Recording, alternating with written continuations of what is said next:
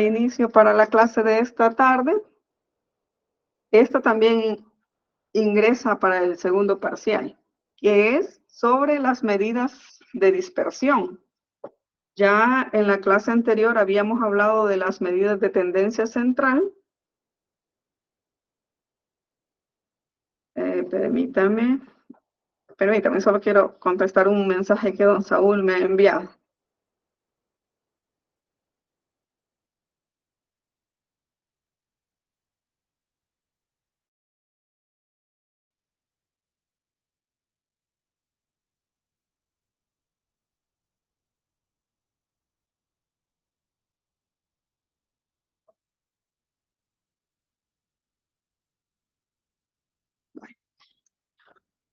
Como les decía, aparte de las medidas de tendencia central que lo abordábamos en la clase anterior, también para el análisis estadístico o también en algún momento cuando se hacen las pruebas de hipótesis, se hace necesario también conocer sobre las medidas de dispersión. Recordando un poco de la clase anterior, sobre las medidas de dispersión hay que tener claro que, tal como lo dice el nombre, pues nos van a ayudar a saber cómo una serie de datos va a estar distribuido alrededor del valor promedio de la serie. Ya habíamos establecido cuál era esa media aritmética. Entonces ahora, ¿cómo los datos se nos van a distribuir alrededor de esta media?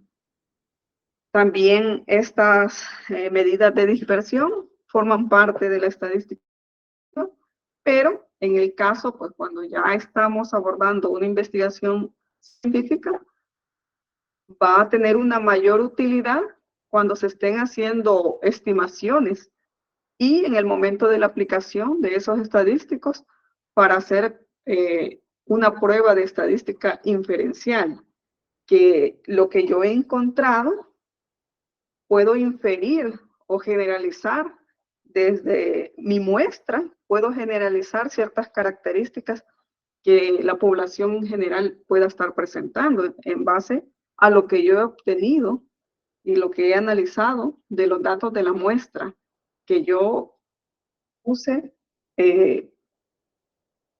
toda la investigación en razón de esa muestra. Entonces puedo hacer generalidades de la población que está en estudio. En el caso de algunas medidas de distribución, para saber distinguir entre aquellas o cómo se están disponiendo alrededor de esa media, es de hablar también de la distribución normal o campana de Gauss. Entonces, en el caso, la frecuencia y la magnitud de los valores individuales de X serie infinita sobre una misma muestra va a seguir como esa ley de distribución alrededor de un valor central, una vez establecida ya la media aritmética. Entonces, a esa tendencia que se encuentra en forma central, por decirlo de esta manera, es al que le vamos a estar llamando esa media. Y la ley en sí le vamos a llamar ley de distribución normal y es la que va a estar hoy la curva normal, que también puede ser llamada campana de Gauss. Todo esto pues en honor al matemático alemán Carl Friedrich Gauss, que es el que introdujo en el siglo XIX pues esa técnica para el estudio de los errores de medida. Punto importante también en el caso de las medidas de dispersión, que van a estar siendo más utilizadas en el caso de las investigaciones científicas, van a estar la desviación estándar, la varianza, la desviación media y el coeficiente de variación.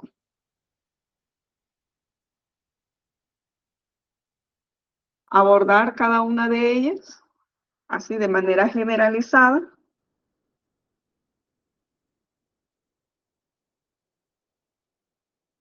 La desviación estándar y la varianza, hablar específicamente de la desviación estándar, también la conocen comúnmente como la desviación típica, y esta va a ser esa medida de dispersión de las variables cuantitativas y que tiene una gran utilidad entonces en las estadísticas tanto descriptivas como inferenciales. Esta desviación estándar o desviación típica junto a la varianza pues van a estar siempre estrechamente relacionadas y va a ser una medida que va a estar informando de la distancia que esos datos guardan respecto a la media aritmética. Entonces, si estas dos están estrechamente relacionadas, como lo dice la literatura, pues podemos decir que la varianza es la desviación estándar elevada al cuadrado, o la desviación estándar es la raíz cuadrada de la varianza. Cuando tenemos una cantidad de datos o un conjunto de datos, pues no solamente nos vamos a centrar en sacar esas medidas de tendencia central, como lo hablábamos, ya sea la media aritmética, la moda, la mediana, ¿verdad? Sino que también necesitamos conocer cuál va a ser esa desviación de los datos con respecto a la distribución de la media, cómo se van a encontrar distribuidos. Y esto pues con el objetivo de tener una visión más acorde con la realidad al momento de que estemos describiendo o interpretando esos datos para poder tomar decisiones concretas que nos van a servir en la fundamentación de nuestras conclusiones. De esa manera, pues, según los ejemplos en las clases anteriores, ya veíamos que las variables biológicas cuantitativas continuas, como por ejemplo el ácido úrico, la urea, la glucosa, el sodio, el potasio, la hemoglobina, etcétera, entre otros analitos, ¿verdad? Pues tienen una distribución normal, porque ellos están cumpliendo la ley de distribución normal. Entonces es un poco más fácil poder predecir estadísticamente cómo es que ellos o el porcentaje de estos se van a estar distribuyendo en los diferentes valores de esa variable alrededor de la media o alrededor de ese valor promedio de esa serie de datos muestrales que se han generado. De igual forma, las variables biológicas cuantitativas discretas, que a pesar de que el número por unidad puede ser más grande que unas continuas, ¿verdad? En este caso, pues los valores son más grandes, como por ejemplo los leucocitos, las plaquetas. Si hablamos de los leucocitos, pues son de 5.000 a 10.000, ¿verdad?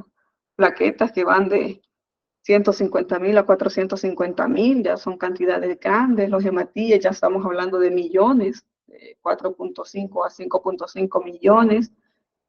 Pues a pesar de que son valores o números grandes, pues también tienen una distribución normal. Por lo tanto, la distribución normal estándar va a ser esa distribución simétrica de los valores cuya media, mediana y la moda va a tener un mismo valor. Y alrededor de la media aritmética, ¿cómo es que estos se van a estar distribuyendo los demás valores de esa serie de datos? Comúnmente, según la literatura, pues, en una totalidad de datos, cuando ya se representan bajo esa curva de distribución normal, por ejemplo, vamos a encontrar que la media aritmética más o menos en una desviación estándar pues va a comprender aproximadamente el 68% de todos los valores de la serie total. Así también se considera que más o menos dos desviaciones estándar con respecto a la media van a comprender aproximadamente el 95% de todos datos o todos los valores de esa serie. Y así, más o menos la tercera desviación estándar con respecto a la media aritmética, pues van a comprender aproximadamente el 100% de todos los valores de esa serie. Entonces tenemos que la expresión matemática de esa distribución quedaría de la siguiente manera. La distribución estándar poblacional va a ser igual a la raíz cuadrada de la sumatoria de esos valores individuales menos la media aritmética para una serie infinita al cuadrado entre, sería la población, en el caso, ¿verdad? Total o la serie de datos total para esa serie de datos. O podemos decir también la varianza, porque ya decíamos que la varianza es, en el caso que está siempre relacionada con la desviación estándar. Entonces, la varianza va a ser igual a la sumatoria de esos valores individuales menos la media aritmética al cuadrado entre la serie de datos totales. O también se puede expresar de la siguiente manera, en el caso, ¿verdad? Siempre sería la desviación estándar igual a esa raíz cuadrada de la sumatoria de los valores individuales menos, la media aritmética al cuadrado entre la muestra menos 1. O si hablamos en el caso de la varianza, que sería a la sumatoria de los valores individuales menos la media aritmética al cuadrado entre la muestra menos 1. Que este 1 pues representa los grados de libertad que se tiene.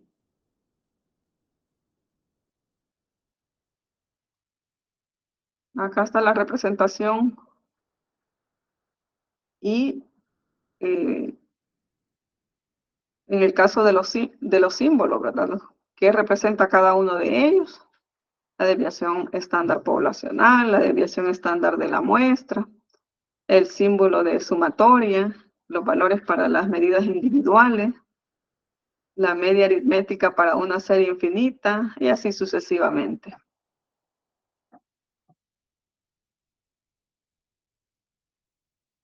Representado gráficamente lo que les estaba explicando, pues acá observamos de que los primeros valores que estaría entre la primera más o menos desviación estándar, ¿verdad? Caen pues el 68.3%, ya en la segunda más o menos desviación estándar el 95.4% y ya en una tercera más o menos desviación estándar ya caería el 100% de esos datos. Y tenemos otra representación gráfica de esa curva o distribución normal estándar, también conocida como la campana de Gauss. Entonces, acá decíamos en la primera más o menos, porque pueden ser valores positivos o valores negativos, pero entre la primera desviación estándar se van a focalizar el 68%. En la segunda, más o menos, desviación estándar, el 95%, y en la tercera, más o menos, desviación estándar, el 100%, lo puede decir también la literatura, o el 99.7%. Tenemos otra desviación o distribución normal estándar para que veamos en cuanto a la media. Entonces, si lo distribuimos de esta manera que decíamos el 65%, ¿verdad? Estaría entre la primera desviación, el 34.1%, y el otro 34.1% con respecto a la media.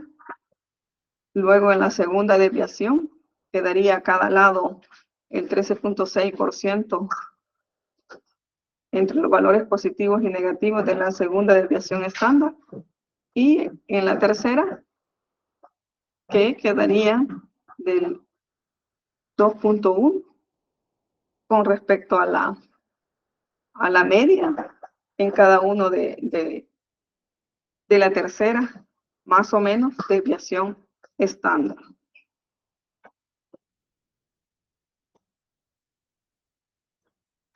La desviación media, que se representa con este símbolo, es el promedio de los valores absolutos de las desviaciones individuales con relación al valor promedio. Entonces tenemos que la desviación media va a ser igual a la sumatoria de esas desviaciones individuales entre el valor promedio. Y el error estándar de la media, que se representa como EE, que sería error estándar.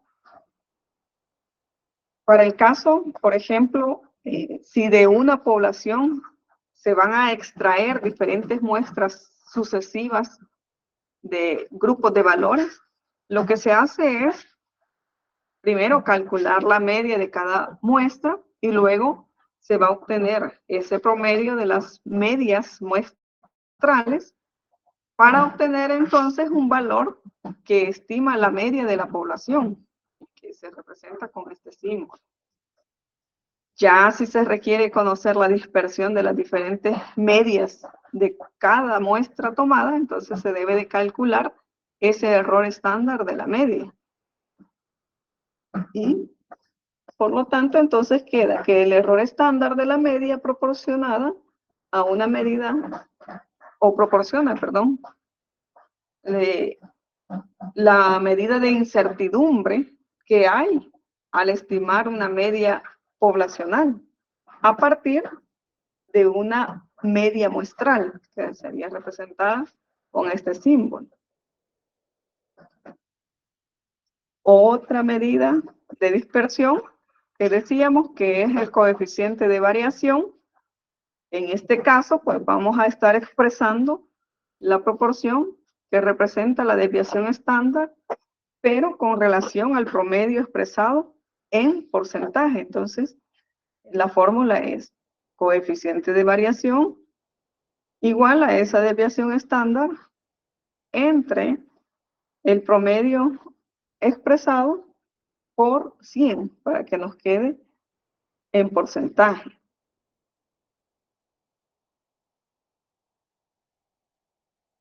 ¿Qué va a estar representando ese coeficiente? Pues el porcentaje de desviación estándar de una serie de datos con relación al promedio de la serie.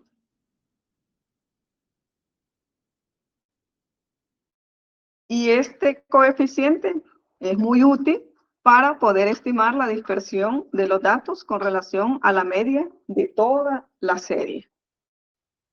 Tomar en cuenta también que el coeficiente pues, va a ser uno de los procedimientos estadísticos más útiles cuando se requiere evaluar tanto la exactitud y la precisión de los resultados de las mediciones analíticas que estamos realizando en el laboratorio clínico.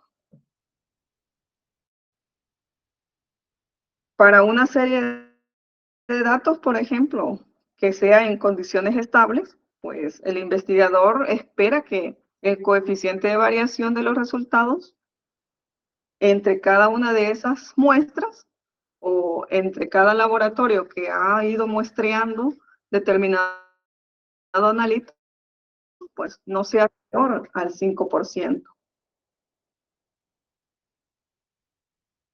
De esta manera también, estos coeficientes de variación, pues,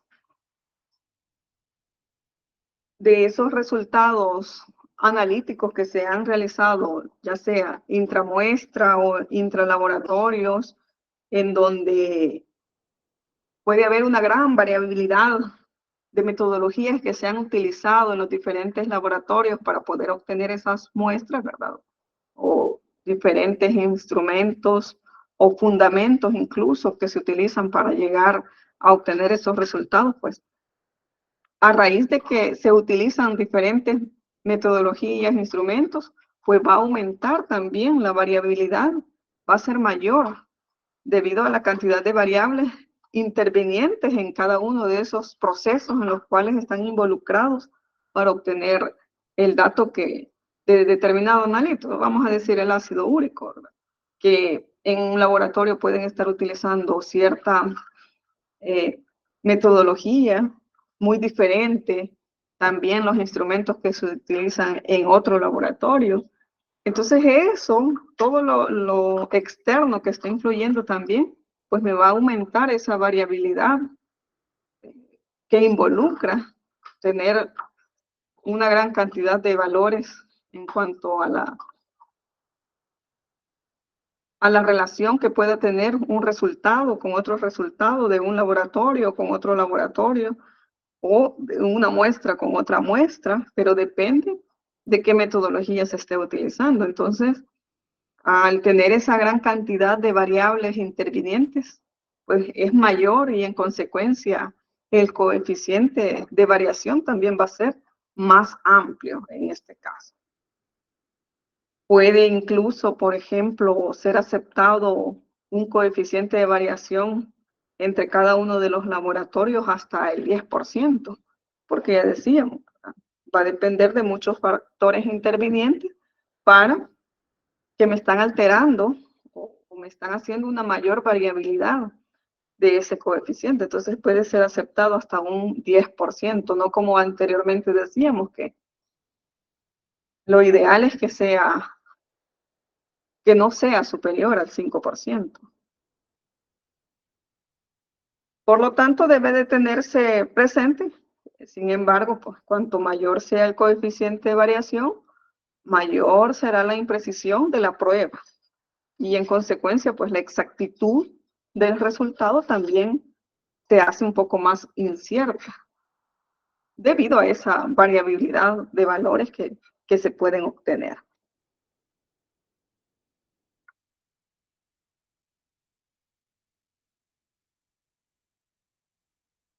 ¿Qué es un intervalo de referencia?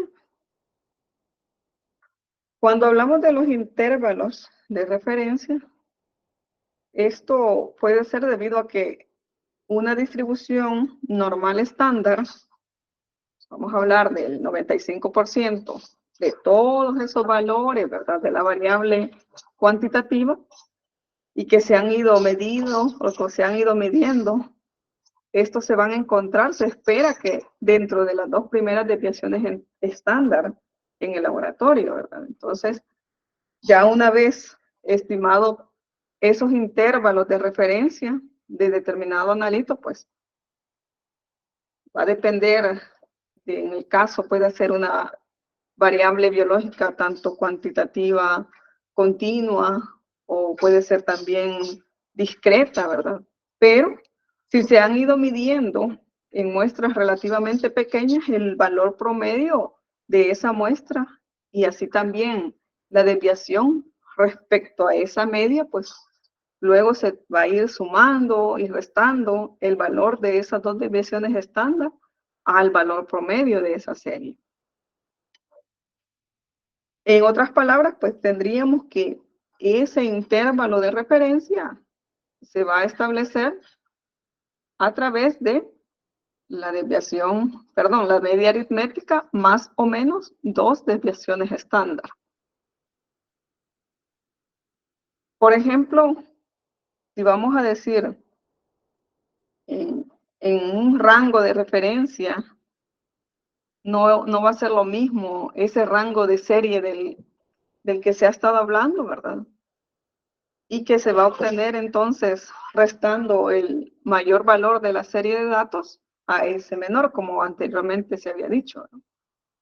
Sino que en efecto, si vamos a hablar de este intervalo de referencia, no va a incluir los valores extremos ya que aquí vamos a estar dejando fuera el 5% de todos los datos. Por eso es que decíamos, si se acuerdan de la distribución que veíamos, 2.5% son esos valores extremos bajos o los valores que tenían símbolo negativo, y el otro 2.5 que van a ser también valores extremos, pero que vamos a tener esas dos partes, tanto valores extremos bajos con signo negativo y valores extremos altos, que serían ya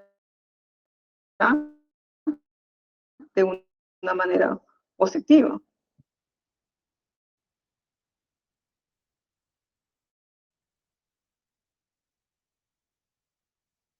Otra medida, en el caso ya hablando un poco sobre las medidas de dispersión, ¿verdad?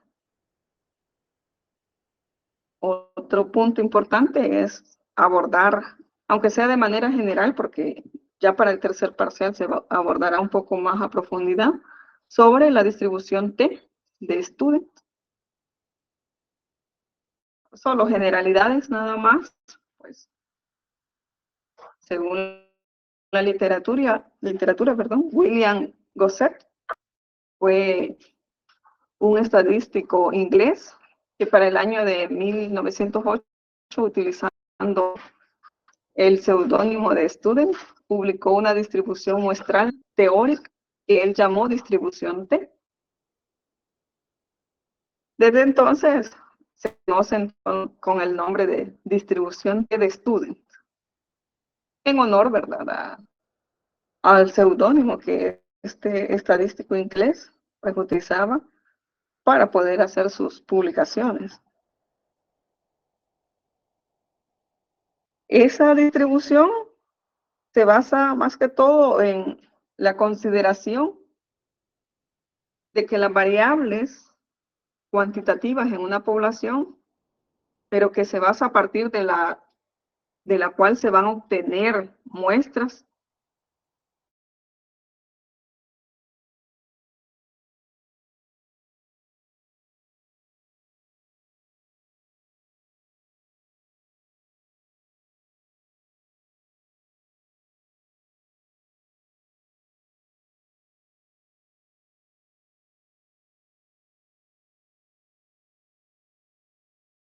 digamos, en el caso de una distribución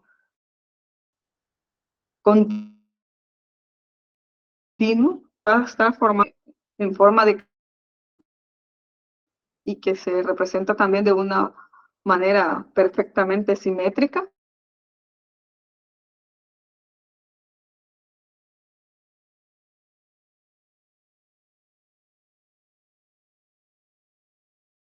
De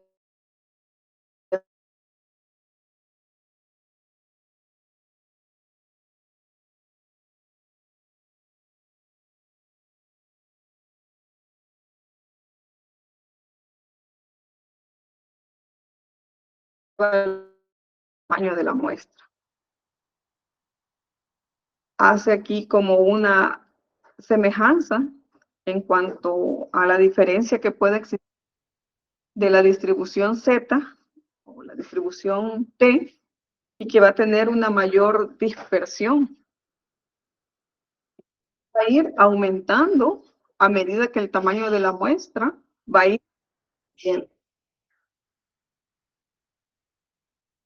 Debido a esta afirmación, pues podemos concluir de que la dispersión es inversamente proporcional entonces al tamaño de la muestra, porque ya decíamos, a mayor dispersión, cuando va aumentando, entonces el tamaño de la muestra disminuye.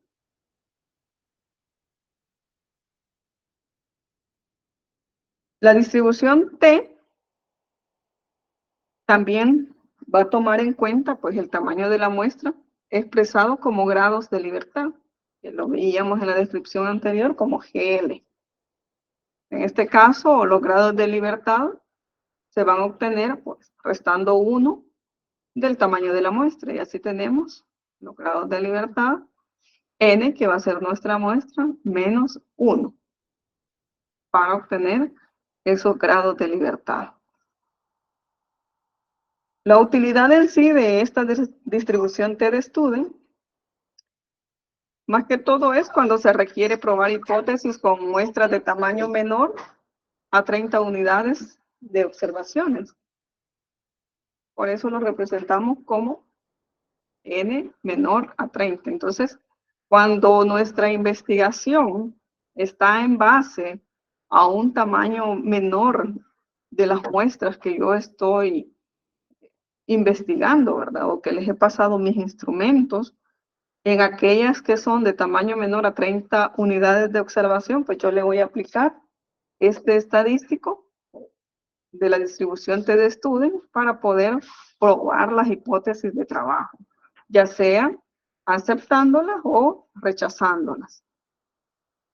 Pero tenemos que tomar en cuenta, ¿verdad?, que es solo cuando se utilizan muestras pequeñas, con un tamaño menor a 30 unidades de observación.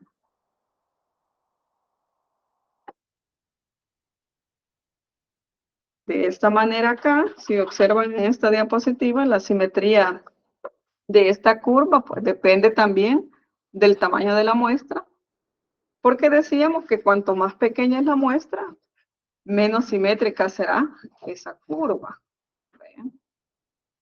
Y de la misma manera, de forma inversa, ¿verdad?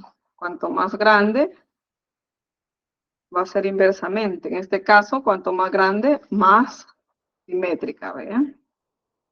Aquí tenemos media, la distribución normal, ¿vean? Y la distribución T.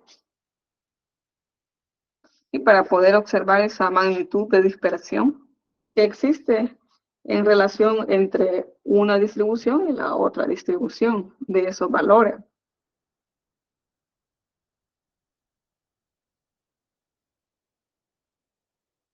Otro punto importante, en el caso de la probabilidad, acá de igual forma, esta solo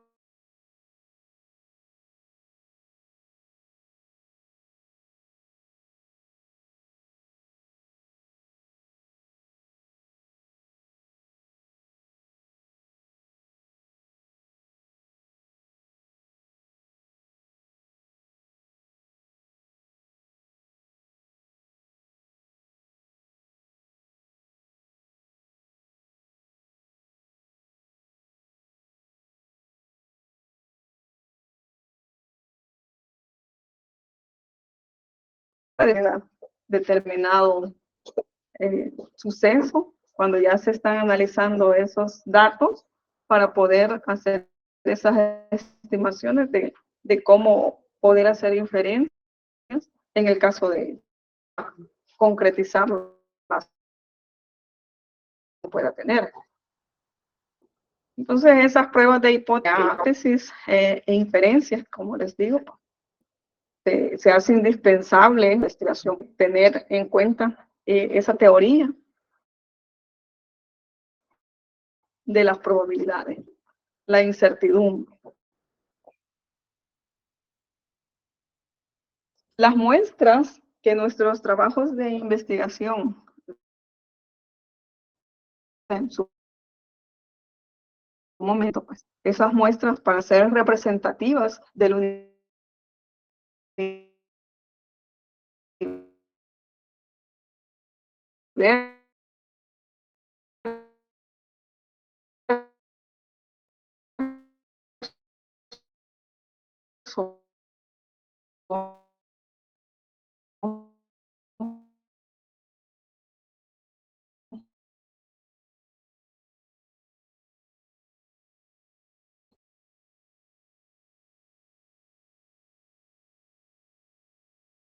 cosas de la manera aleatoria. Porque solo así va a ser una muestra muy representativa de esa población que yo tengo en estudio. Y por supuesto cumpliendo esas tres condiciones. Cuando se habla de los eventos aleatorios,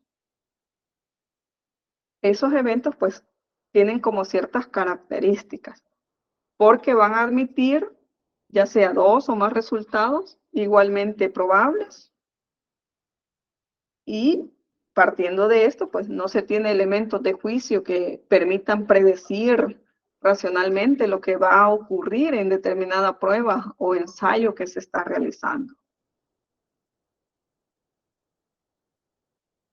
Por ejemplo, también tenemos una experiencia aleatoria.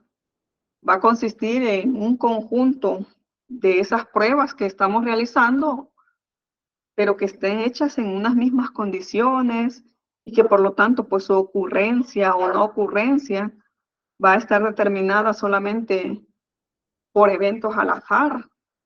No, el investigador no va a estar como manipulando, digamos, de tal manera de que se dé tal como él ha, ha predicho, sino que estos son eventos al azar de cómo se están realizando y por lo tanto, pues al resultado de cada prueba se le va a llamar evento, porque son situaciones que se han dado al azar, dependiendo de esa probabilidad o aleatoriedad que tengan, se han dado de esa manera. Entonces, por eso es que se les llama evento.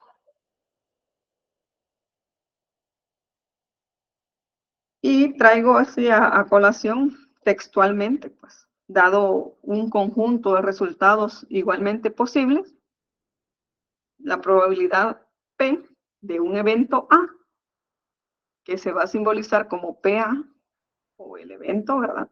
Va a ser igual al número de resultados, en este caso, favorables a que ocurra el evento, y que a su vez dividido entre el número total de eventos posibles para tal ensayo. O sea, acá simbolizado lo vamos a tener la probabilidad del evento, ¿verdad? Va a ser igual a esos resultados favorables que han ocurrido del evento divididos entre el total de eventos posibles.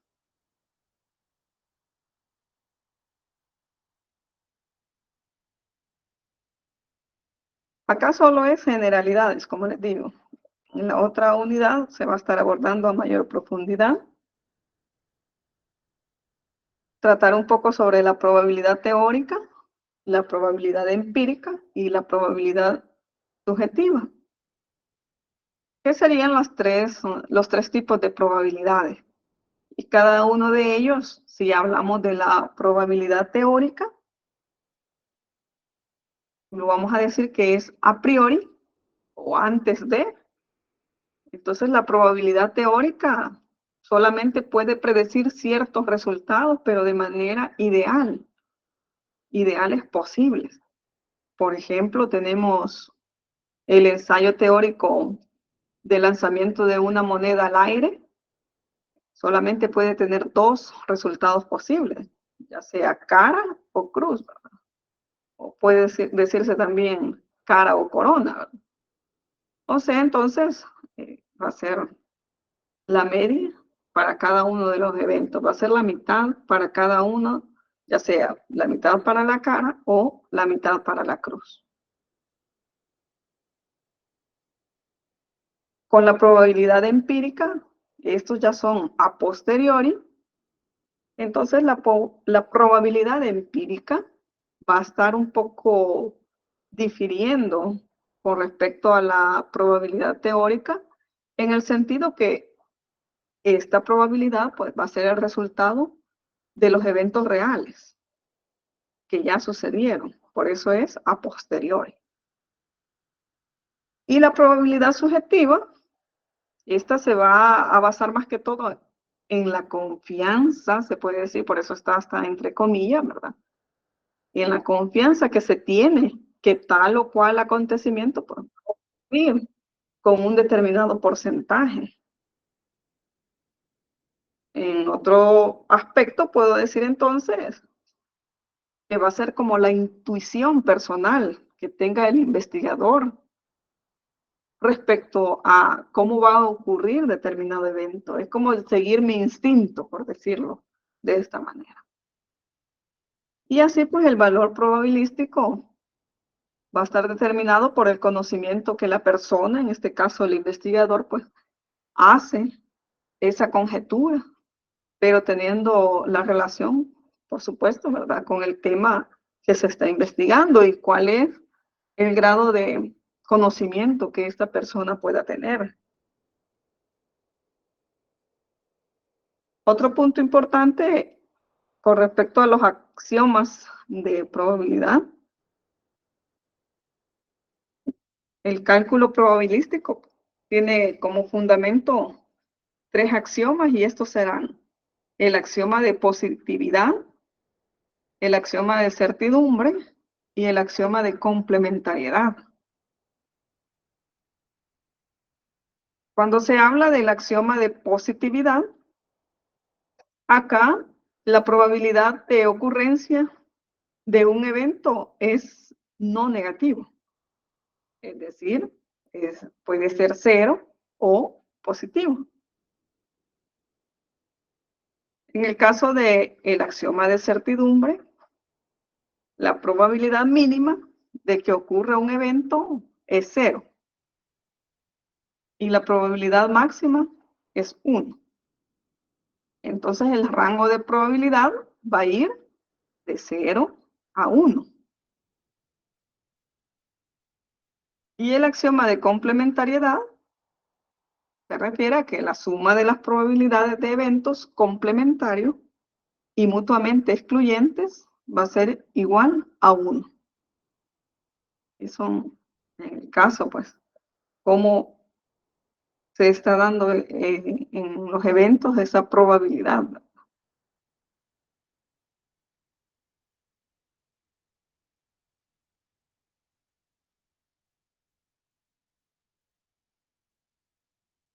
Para la interpretación, ya una vez teniendo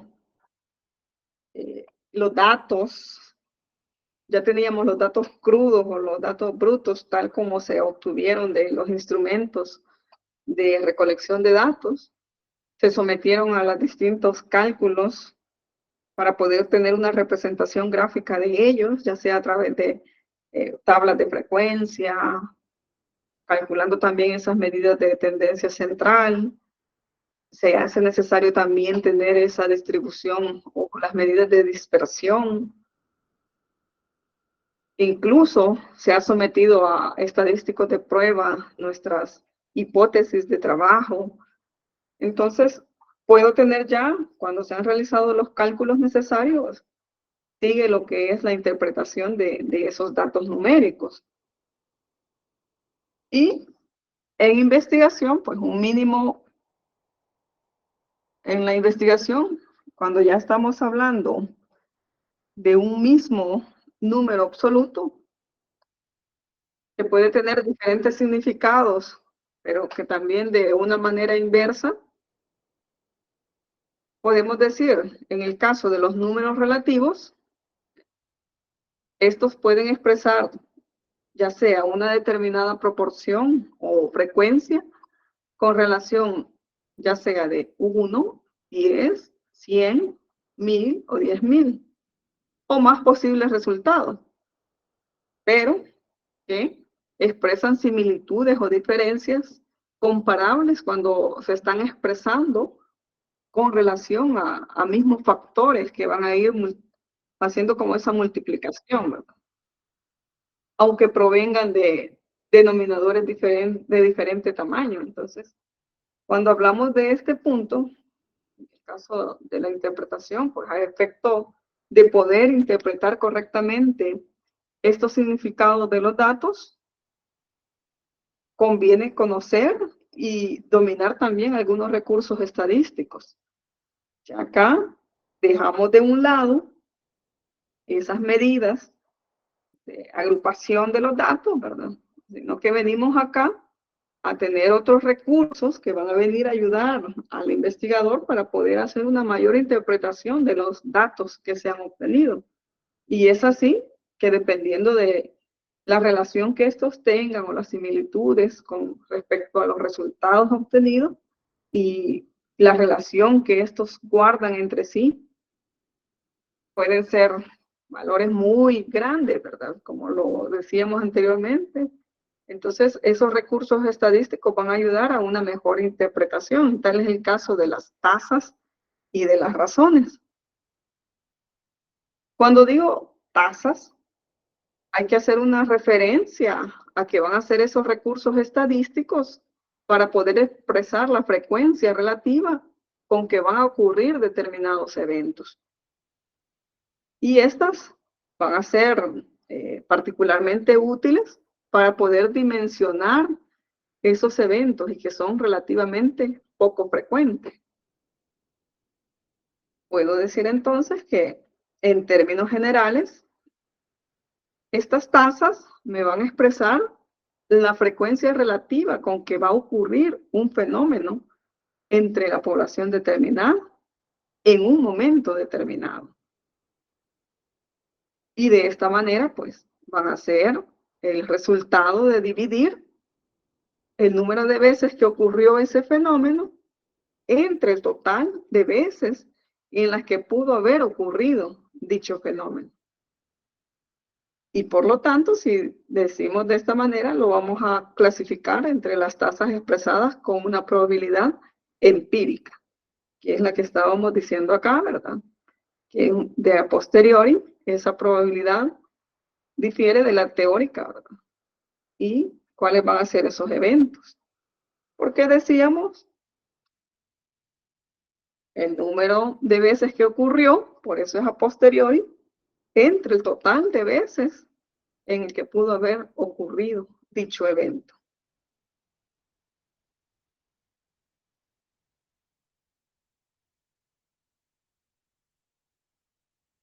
Las tasas, parte de la utilidad que pueden tener también de forma estadística, también van a ser, en el caso de gran utilidad en la epidemiología, para ver el comportamiento de determinadas, en el caso de algunas, cómo va evolucionando X enfermedad, ¿verdad? Con respecto a las poblaciones, entonces estas tienen mucha utilidad en la epidemiología y en la salud pública para poder expresar esa frecuencia relativa de las enfermedades. ¿Por qué razón? Porque nos va a ir permitiendo como ir haciendo una comparación de frecuencia entre enfermedades, ya sea en diferentes poblaciones o en diferentes momentos, porque ya decíamos en un momento determinado, ¿verdad? Y que estas van a ir independientemente de la magnitud de la población. Sí. Por eso la utilidad que se les puede dar para ir observando ese comportamiento de esas enfermedades. Las tasas también pueden ser generales o específicas. Cuando se dice que son generales o brutas, pues es cuando no distinguen o caracterizan a aquellos sujetos entre quienes específicamente ha ocurrido dicho evento o determinado evento, ¿verdad? Y las tasas específicas, pues, hacen referencia a la frecuencia con que ocurre el evento en un grupo determinado. En cambio, en el otro no se distingue o no se caracteriza ese grupo. Cuando hablamos de las tasas específicas, los grupos específicos, pues, suelen clasificarse por variables como la edad, el sexo, el lugar de vivienda, entre otros.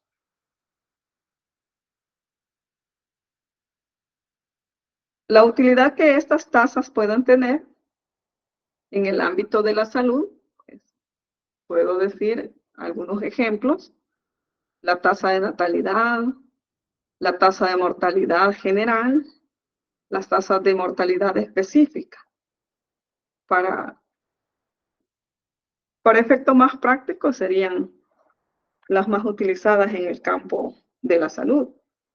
Por ejemplo, si yo hablo sobre la tasa de natalidad, TN, va a ser el número de niños nacidos vivos en un año dividido entre la población general de un país y expresado por 1000 habitantes.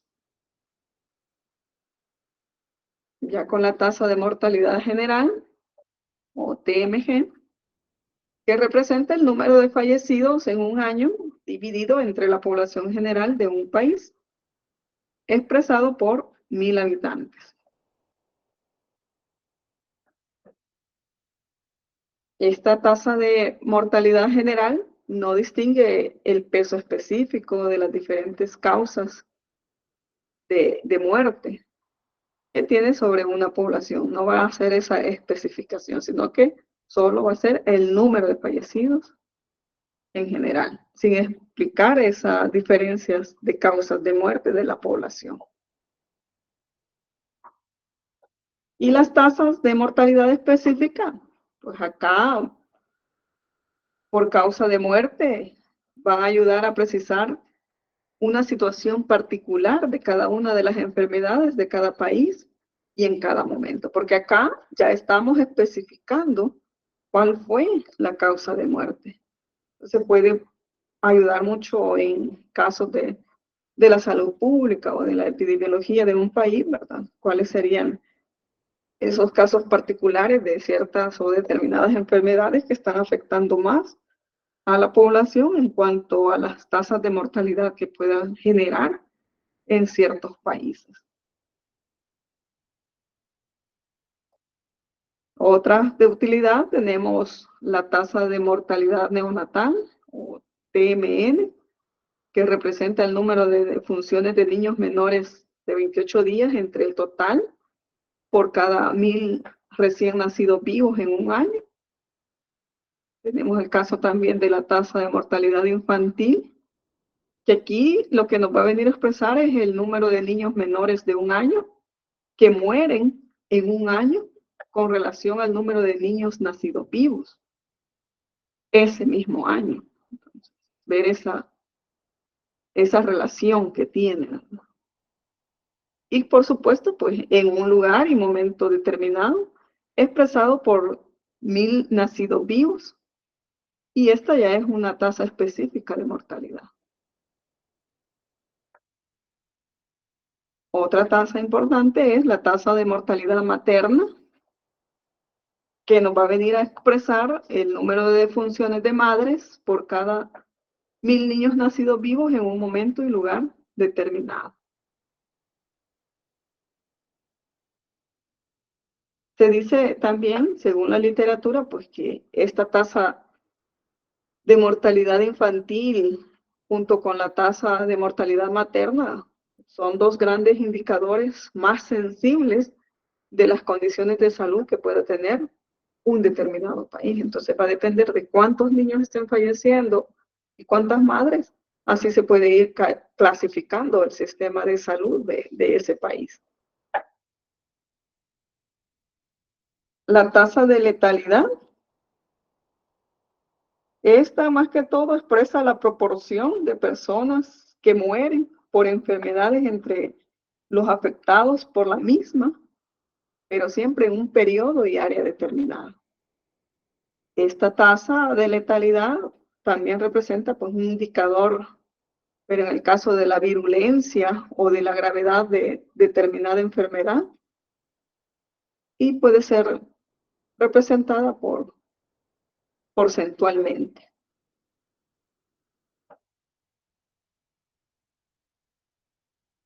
Ya como siempre tenemos como moda lo del COVID, ¿verdad? En el caso, pues la tasa de letalidad de este síndrome respiratorio ha demostrado ser relativamente alta. Otra tasa importante en el campo de la salud es la tasa de mortalidad, que va a venir a expresar la frecuencia con que ocurre un proceso morboso, dice acá, entre paréntesis enfermedad, ¿verdad? En una población determinada. Y esas tasas de mortalidad, en el caso, perdón, es morbilidad, y yo digo mortalidad. En el caso de las tasas de morbilidad, que va a ser ese resultado de dividir el número de veces que se observó una enfermedad entre el total de la población expuesta y no expuesta a dicha enfermedad. Entonces, en una población, siempre en un momento determinado. estas tasas de morbilidad son específicas por enfermedad. Entonces, la morbilidad, frecuencia con que ocurre un proceso, una enfermedad en una población determinada. Y la tasa de virulencia o TB, en el caso, va a venir a representar la frecuencia de contagiosidad o patogenicidad de un microorganismo. O, dicho de otra manera, pues,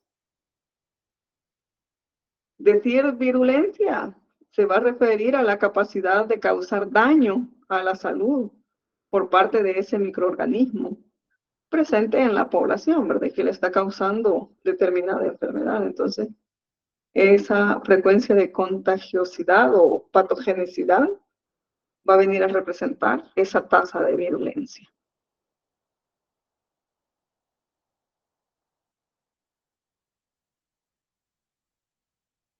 Debido a la gran utilidad que tienen estas para interpretar la situación de salud, ya sea en un país o en una región, al mismo tiempo ir comparando entre una situación de salud y otra situación, pues a las tasas en general se les conoce como frecuencias de indicadores de salud.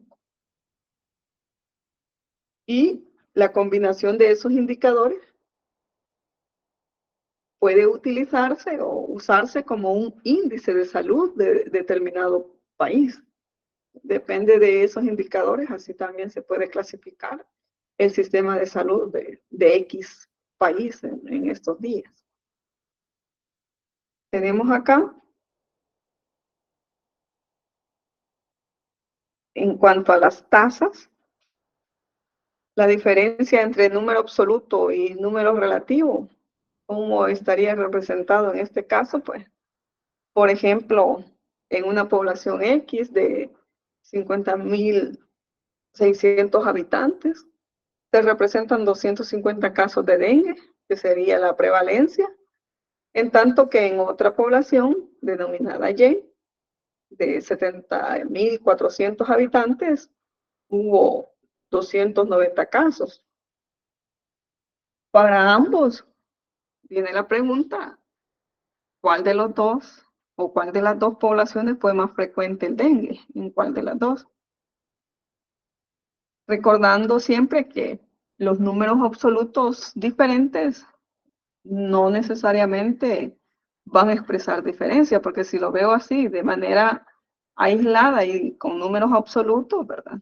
Vemos que si de 50.600 habitantes, 250 presentaron dengue, y aquí el caso de 70.400, 290 presentaron dengue, solo por ver estos datos de manera absoluta, yo no puedo inferir y decir de que, en la población Y es que existieron más número de casos, porque aquí estoy viendo que en la población X me dio 250 y en la población Y 290, entonces no es correcto. En el caso, pues, que nos hacemos esa pregunta y nos respondemos de que no va a hacer una diferenciación el uso de esos números absolutos y que no me están expresando verdaderamente una diferencia, entonces es ahí donde el uso de estas herramientas estadísticas para poder establecer si realmente existe una diferencia significativa en el caso del aumento o disminución del caso de dengue para estas dos poblaciones. Y para poder hacerlo, pues, como lo dice nuestro ejemplo, hay que expresarlo en números relativos para hacer comparables las prevalencias, ya sea de la población X o de la población Y. Y tenemos acá el ejemplo que la frecuencia en la población X, ya decíamos que salieron 250 casos positivos a dengue entre el total número de habitantes, que serían los 50.600, tenemos una frecuencia de 0.004941, y en el caso de la frecuencia de la población Y, que eran 290 casos, entre el total de habitantes, que son 70.400, los tenemos expresados como 0.004119.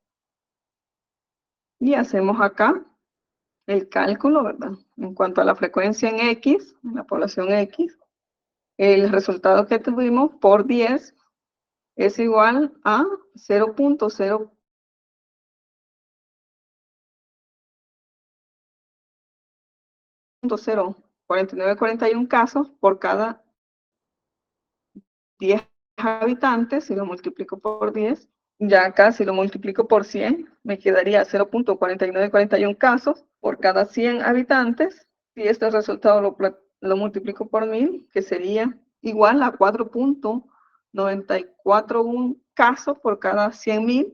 Si ya lo multiplico por 10.000, ya va aumentando y sería igual a 49.41 casos por cada 10.000 habitantes.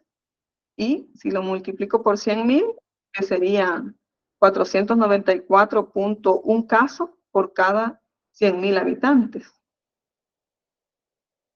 Para el caso de estos ejemplos, lo usual es que se utilice aquella tasa que tenga un dígito en las unidades y 1 o 2 decimales. Entonces puede ser el caso o representado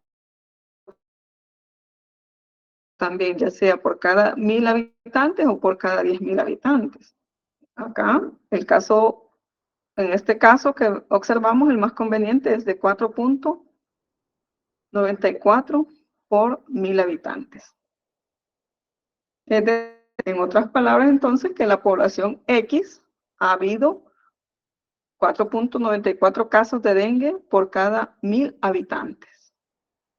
En tanto que en la población Y ha habido 4.12 casos de dengue por cada 1.000 habitantes. Entonces ya aquí se hace más comparable y observamos de que en una primera instancia, como nosotros lo habíamos observado en esos números absolutos, y que se puede decir de que este es mayor el número de casos que esto, pues no necesariamente, porque cuando ya lo pasamos a esas frecuencias, haciendo el uso de las tasas, ven, realmente en la población X es que ha habido más casos de dengue positivo, porque tenemos 4.94 casos, a diferencia de la población Y, que hubo 4.12 casos positivos a dengue.